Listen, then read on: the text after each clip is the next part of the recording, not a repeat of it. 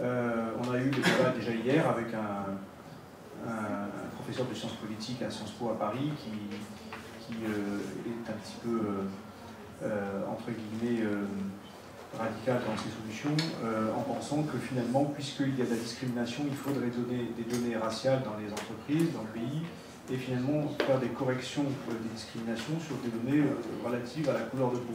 C'est extrêmement dangereux parce que finalement, on ne se rend pas compte qu'on organise le clivage de manière définitive de la société et qu'on structure les mentalités au lieu de combattre les mentalités. C'est-à-dire qu'on renforce l'idée qu'il faudrait analyser son droit en fonction de la communauté à laquelle on appartient.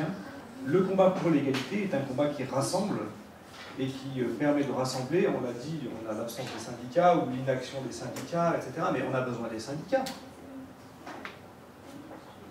On a besoin que les syndicats soient partie prenante du combat pour l'égalité dans les entreprises. Or, les syndicats, ils agissent au nom de l'égalité entre tous les salariés. On a évoqué la formation des élus, on a évoqué la formation des magistrats, mais on a besoin de la formation des syndicats. Leur absence d'implication dans ce combat-là, le fait que pour le combat pour les cheminots marocains, la Maison des Potes et d'accompagner les cheminots marocains, au lieu que ce soit les syndicats qui les fait, c'est quand même problématique. Le fait que dans Air France, le combat contre la typologie raciale des hôtesses de l'air,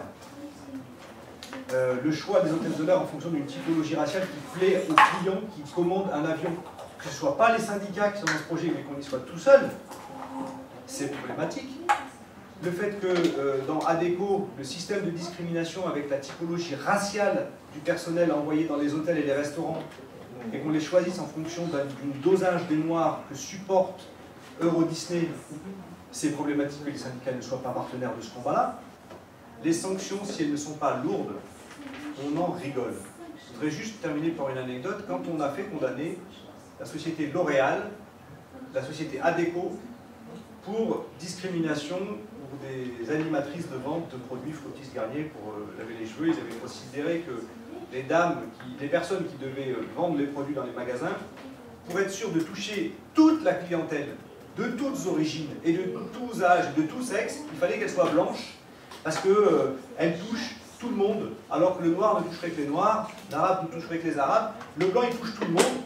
S'il est jeune, il touche encore plus de monde. Si elle est belle, elle touche encore plus de monde. Si elle est fine, elle touche encore plus de monde. Donc il fallait qu'elle soit jeune, fine, blanche.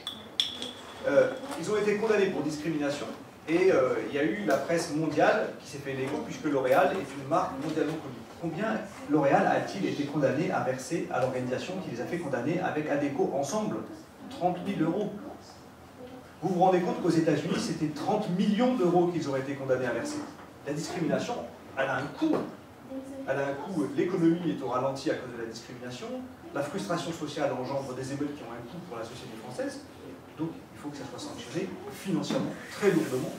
Et c'est en ça qu'on soutient le projet de loi sur les class actions, qui sera en débat dans la table ronde prochaine.